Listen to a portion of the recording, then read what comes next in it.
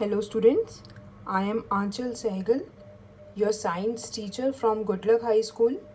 We have started 5th chapter, the fundamental unit of life.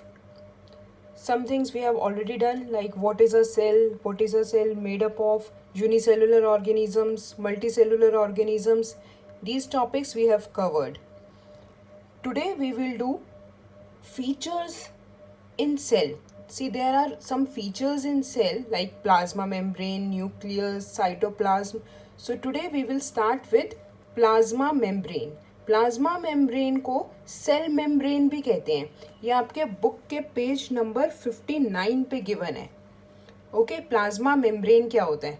देखो, plasma membrane जो है ये हर सेल की बाउंड्री होती है. हर सेल की बाउंड्री होती है. जो जैसे सपोज करो, यहाँ पे मैं थोड़ा सा ड्रॉ करके दिखाती हूँ. ये सपोज ये सेल है, ये सेल है, यहाँ पे ये इसका न्यूक्लियस है. ठीक है, ये यहाँ पे साइटोप्लाज्म है. तो ये बाउंड्री है जो इस साइटोप्लाज्म को इस एक्सटर्नल सराउंडिंग से, ठीक है, इन सराउंडिंग से सेपरेट कर रही है. ये है प्लाज्मा मेम्ब्रेन. तो ये क्या है? ये बाउंड्री है सेल की which separates the cytoplasm from the surroundings. So this boundary is called plasma membrane. Okay, ये plant cell में भी होती है, animal cell में भी होती है. In both the cells it is present. और किससे बनी होती है ये? प्रोटीन से, लिपिड्स से. It is very flexible. बहुत फ्लेक्सिबल होती है ये. इसको हम फोल्ड भी कर सकते हैं.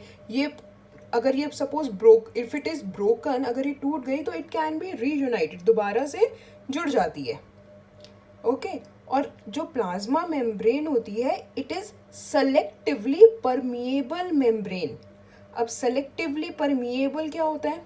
देखो, it allows something to go inside the cell and it allows some things to go outside the cell.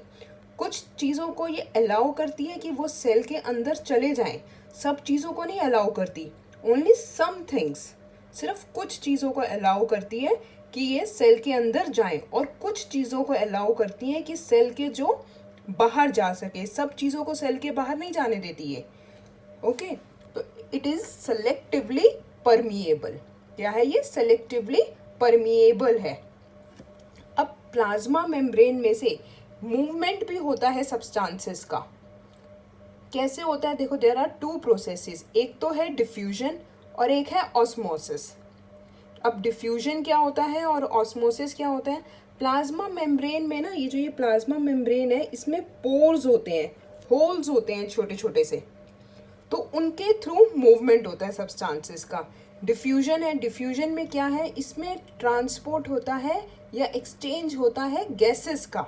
जैसे कार्बन डाइऑक्साइड है या ऑक्सीजन है, तो ये अंदर और बाहर जा सकती हैं सेल के. कैसे? फ्रॉम, अब अंदर से बाहर जाएंगी या बाहर से अंदर जाएंगी. देखो, जो मूवमेंट होता है वो हमेशा high concentration to low concentration होता है.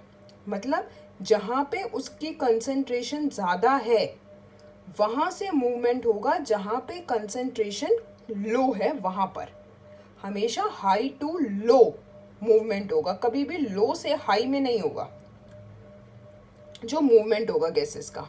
तो इस प्रोसेस को बोलते हैं डिफ्यूजन. ओके, अब ऐसे ही होता है एक ऑस्मोसिस. ऑस्मोसिस में क्या है? जैसे हमने डिफ्यूजन में पढ़ा है कि गैसेस का मूवमेंट होता है, ऑस्मोसिस में मूवमेंट होता है वाटर मॉलिक्यूल्स का through a selectively permeable membrane. Water molecules move करते हैं थ्रू दिस प्लाज्मा मेम्ब्रेन, और इसको हम बोलते हैं osmosis. Okay, the movement of water across the plasma membrane is also affected by the amount of substance dissolved in water. तो अब water भी कैसे मूव करेगा? अंदर से बाहर या बाहर से अंदर? दोनों तरह से कर सकते हैं, अंदर से बाहर भी और बाहर से अंदर भी. बट कंडीशन शुड बी, वो हमेशा कहाँ जाएगा? हाई कंसंट्रेशन से लो कंसंट्रेशन में. अगर बाहर कंसंट्रेशन वाटर की ज़्यादा है, सेल के अंदर कम है, तो बाहर से अंदर जाएगा. हाई टू लो जाएगा। अगर सेल में वाटर ज़्यादा है और सराउंडिंग्स में कम है, बाहर कम है, तो सेल से बाहर जाएगा। तो हमेशा हाई कंसंट्रेशन से लो कंसंट्रेशन के रीजन में जाएगा।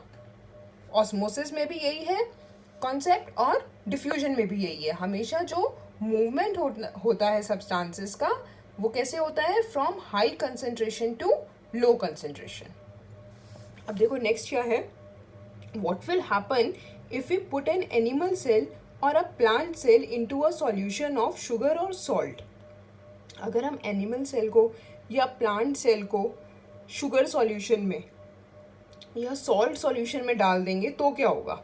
हमने सेल को, या तो एनिमल हो या प्लांट सेल, कोई भी सेल हो, उसको हमने वाटर में क्या किया, शुगर डिसॉल्व करी, शुगर सॉल्यूशन बन गया। या वाटर में हमने सॉल्ट डिसॉल्व किया, नमक डिसॉल्व किया, सॉल्ट सॉल्यूशन बन गया। उसके अंदर हमने एनिमल सेल डाल दिया या प्लांट सेल डाल दिया, फिर क्या होगा। देखो 3 थिंग्स कुड हैपन, 3 चीज़ें हो सकती हैं। कौन कौन सी 3 थिंग्स हैं। If the medium surrounding the cell has a higher water concentration than the cell. Suppose ये था, यहाँ पे हमने इस सॉल्यूशन के अंदर ये सेल है, इसको हमने डाल दिया, ठीक है। अब देखो बाहर देखो, जो सराउंडिंग्स में कॉन्सेंट्रेशन है ये क्या है, ज़्यादा है, और सेल के अंदर जो कॉन्सेंट्रेशन है ये क्या है, कम है, ठीक है। मीडियम के अंदर जो कंसंट्रेशन है वो ज़्यादा है, तो कैसे फ्लो करेगा, high concentration to low concentration, surrounding से सेल के अंदर जाएगा, तो सेल विल गेन वाटर, तो सेल को वाटर मिलेगा बाय ऑस्मोसिस। तो इस सॉल्यूशन को बोलते हैं हाइपोटोनिक सॉल्यूशन। क्या बोलते हैं, हाइपोटोनिक सॉल्यूशन, जहाँ पे सराउंडिंग्स में कॉन्सेंट्रेशन जो है वाटर की ज़्यादा होती है और सेल के अंदर कम होती है, तो सराउंडिंग से सेल के अंदर जाएगा वाटर, तो सेल विल गेन वाटर, और इस सॉल्यूशन को हम बोलते हैं हाइपोटोनिक। अब सपोज करो हमने वाटर में सॉल्यूशन में, शुगर सॉल्यूशन में सेल को डाला, अब सेल में भी वही सेम अमाउंट है वाटर का और सराउंडिंग्स में भी सेम है, ना सेल में ज़्यादा है ना सराउंडिंग में ज़्यादा है, तो मूवमेंट नहीं होगा वाटर का, क्योंकि कॉन्सेंट्रेशन इज सेम सराउंडिंग्स में भी और सेल में भी, तो there is no net movement of water. तो इस सॉल्यूशन को हम बोलते हैं आइसोटोनिक सॉल्यूशन, जहाँ पे कॉन्सेंट्रेशन जो होती है वाटर की वो सेम होती है सराउंडिंग्स में भी, मीडियम में भी और सेल में भी। क्या बोलते हैं उस सॉल्यूशन को, आइसोटोनिक। नेक्स्ट क्या हो सकता है, एक तो या तो मीडियम में ज़्यादा हो कॉन्सेंट्रेशन या फिर दोनों में सेम हो। अब सपोज करो मीडियम में वाटर की कॉन्सेंट्रेशन कम है, सेल के अंदर वाटर की कॉन्सेंट्रेशन ज़्यादा है, तो कहाँ फ्लो करेगा वाटर, तो सेल से बाहर जाएगा, सेल से मीडियम में जाएगा, सेल से सराउंडिंग में जाएगा, तो cell will lose water by osmosis, cell में तो पानी कम हो जाएगा ना। उस सॉल्यूशन को हम बोलते हैं हाइपरटोनिक सॉल्यूशन। क्या बोलते हैं, हाइपरटोनिक सॉल्यूशन।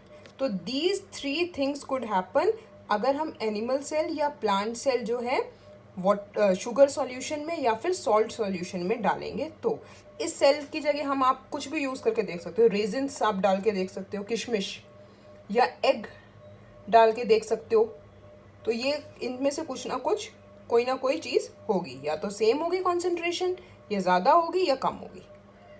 ओके, तो ये था प्लाज्मा मेम्ब्रेन। ये मैंने आपको ऑलरेडी बता दी है किससे बनी है, फ्लेक्सिबल है, it is made up of lipids and proteins. Now next आता है सेल वॉल।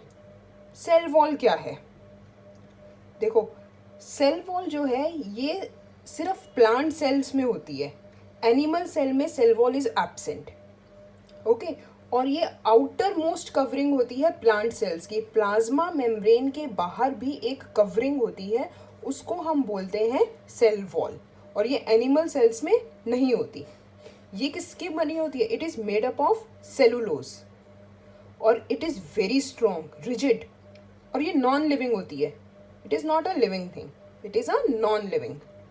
और सपोज करो 2 प्लांट सेल्स में अगर सेल वॉल जॉइंट है, तो वो किससे जॉइन होती हैं, 2 प्लांट सेल हैं एक साथ, उसमें सेल वॉल उनकी जॉइन है, तो एक लेयर से ज्वाइन होती है, उस लेयर को हम बोलते हैं लेमिले।